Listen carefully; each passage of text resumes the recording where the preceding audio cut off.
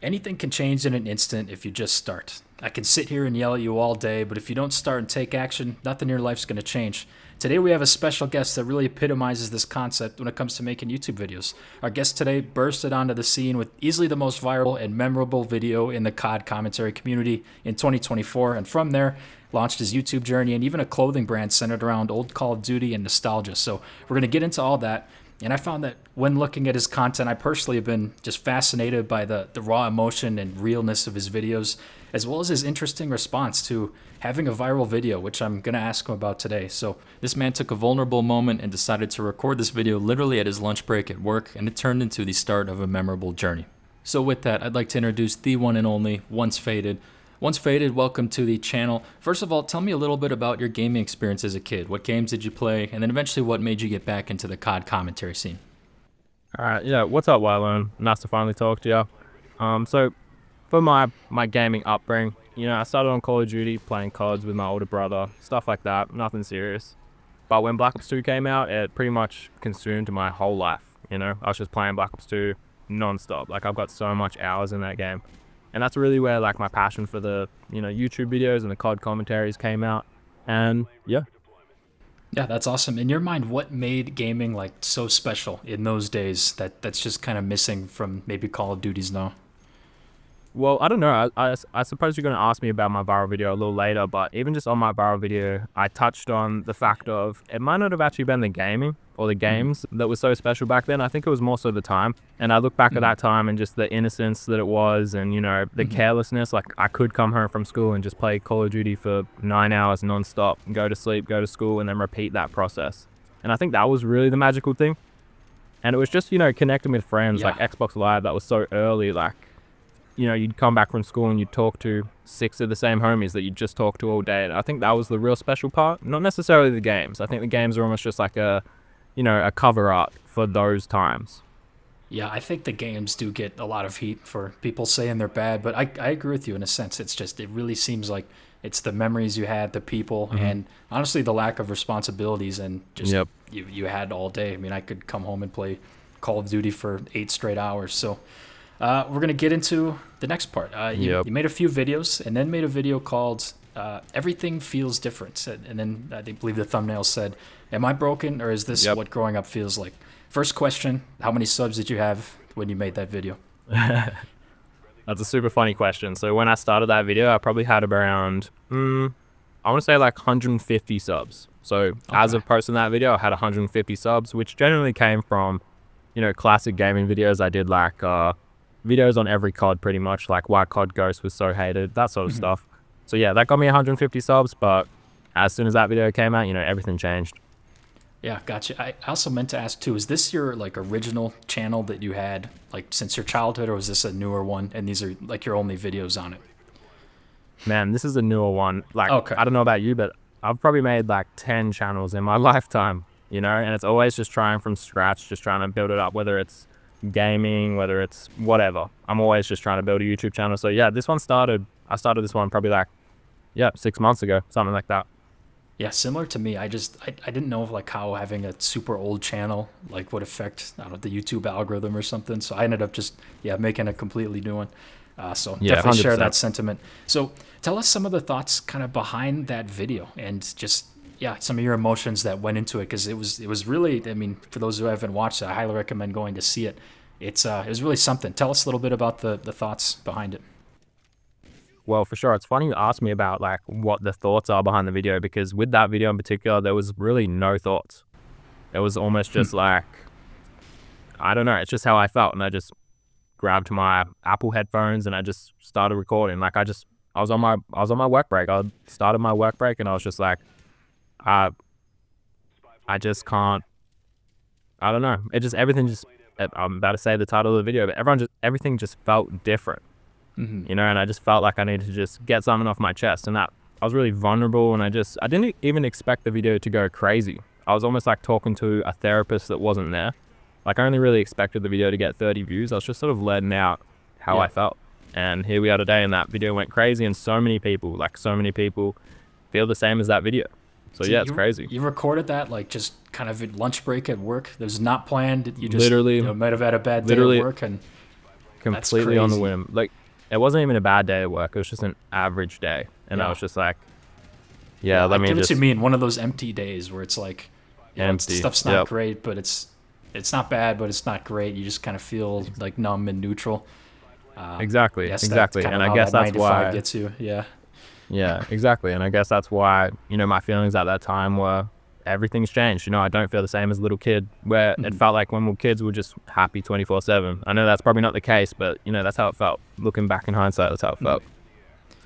Yeah, and a lot of the comments on that video I think are just incredible. Like it's something that so many people 100%. relate to. People feeling Yep. trapped because you need money to live and survive, but you're not really Mm-hmm. enjoying that you have to spend the majority of your time and energy to go and get that money. And Yep. exiting the rat Exactly. race is very difficult.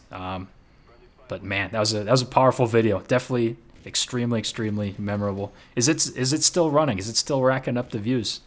It'll probably It is get to a definitely, million. Yeah. yeah, that's what I was thinking. I was thinking it's going to get to a million too, but it started to plateau a little bit. It's starting to even out. I think from memory, I don't know the exact analytics of it, but I have this little tool on my YouTube that tells me the views every 48 hours, and I think it's getting like 10K views every 48 hours still. So it's going down because that used to be pretty high, but Mhm. yeah, Yeah, it's it definitely had a it's run still for the chugging for ages. sure. Yeah, Absolutely. it definitely did. And Like I did not expect it at all yeah, to go so that crazy. so I'm curious your experience on this and how it aligns to mine. So walk us through the day it started to go viral. First of all, did it happen like right away, or was it like a couple days delay?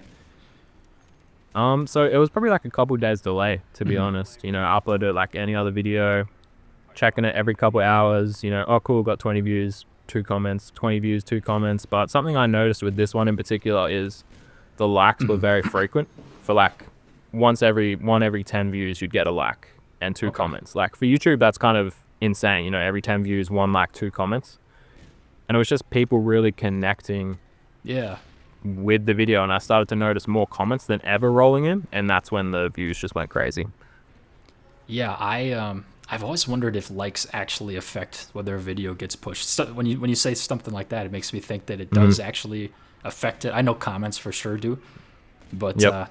yeah, likes. That's interesting observation that you saw like a really high like ratio. That could have been the initial push of it. Yeah, Um, definitely could have that in the comments, and even yeah. just likes in general. It's sort of just a gauge of whether it's a good Mhm. video or not. Yeah. And if there was a lot of likes, it was just saying it's a good video. So Cool. yeah. So we'll talk about your most recent video where you talk about the virality and kind of the other side of the coin. But in the moment when it was first happening, like how did it feel? What was going through your mind? Well, first of all, I got kind of like scared and embarrassed, I guess you could say, because I was being vulnerable and I didn't Yeah. expect it to go crazy viral. Hmm. So there was that first initial thought of like, shit, what have I done? Like I've just let all these people know like how I feel. Um, Unreal. yeah, exactly. But towards the end, like towards like I don't know, when it started gradually like picking up and going crazy, I really saw that like it was helping people, and a lot of people. I spoke what a lot of people couldn't speak, and Yeah. I don't know, that sort of took away from like the numbers thing, and it's like wow, like regardless if I do this YouTube thing in the future, like I was able to plant a seed, I guess, in everyone's mind, or I was Yeah. able to like just help people, and that Yeah. really took over like the views for a second. It was really cool. It's an absolute accomplishment in my book. The fact that you took thoughts in your head and feelings and accurately were able to relate to hundreds of thousands of people, Yeah, and I'm sure a lot of people helped along the way because to validate that they're not alone definitely, in their thoughts, right? And definitely. that's like cool reading the comment section for that. But I also relate to so my first two videos that went viral were my dating video and then how to go Yep. from minimum wage to 6 figures. And I relate to, I felt a little bit like stressed the day of. Like I was definitely happy where I was like, let's go. Like I could get monetized. But like that video was probably my most hated video too. And I was reading negative comments Yep. and then like Yep. my finance video is kind of just me rambling, like kind of like in a sense I didn't have like a script for that one. I just kind of talked. And I was like, oh, I just wasn't that precise with what I would have said, and I kind of Yep. like stressed a little bit. I'm like, oh, I Mhm.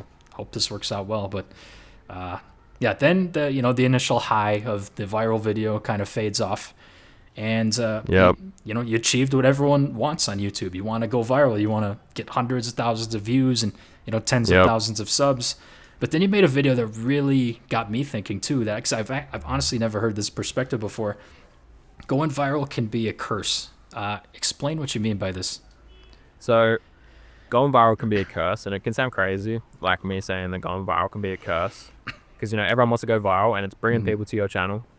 But in the case of my channel and my video, and I'm not sure about yours either, but it almost like means that people may subscribe to you or see future content from you, but not be interested in it because they only cared about that one video. So for instance, the video of mine that went crazy, viral, it was kind of sad. So people sort of subscribe for sad content. They subscribed for someone expressing their feelings all the time and just relatability. But I'm not always going to give that. I'm not always going to create the same video I did that went viral. And it almost like, I don't know, the eyes on your channel aren't the eyes that want to see the rest of your content. So in that way, it's a curse that, YouTube. So what YouTube does is it sort of categorizes your audience. And if it thinks my audience is the people of the bunch of people that watched the said viral video that don't continue to watch future videos, it will really affect my channel. And because it happened at such a large scale, it's affecting my channel at sort of a large scale, if that makes sense. Yeah, it's almost boxes you into kind of that relatability, almost on the more like, I don't know, like sad, authentic kind of content.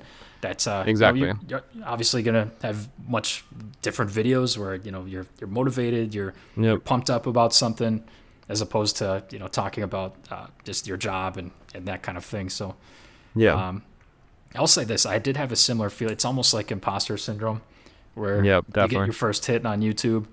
It's kind of happened to me. I had like 2 videos like kind of back to back were a hit, so I thought that was just related, and then kind of went through like a down period in views for a while. And you just kind of are like, oh, did I get lucky? Is this, is this just it? Am I done now?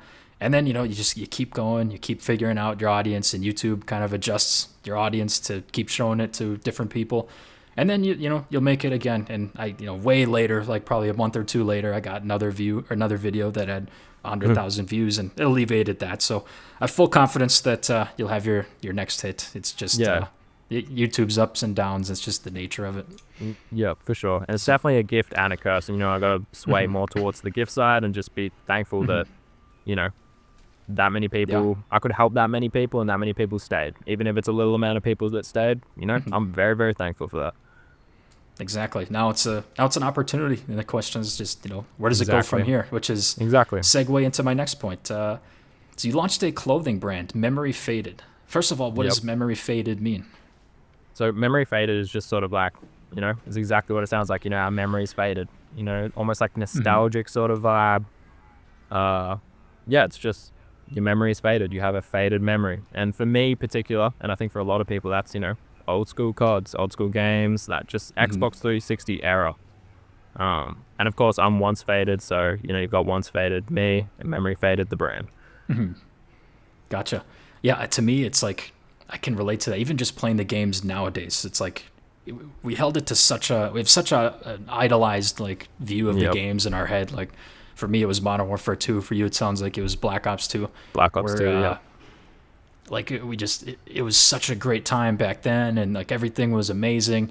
But in reality, we know it wasn't. It's just we're choosing to remember the good things, and the way our memories it's faded. The game, you go play the game today, it just feels completely different.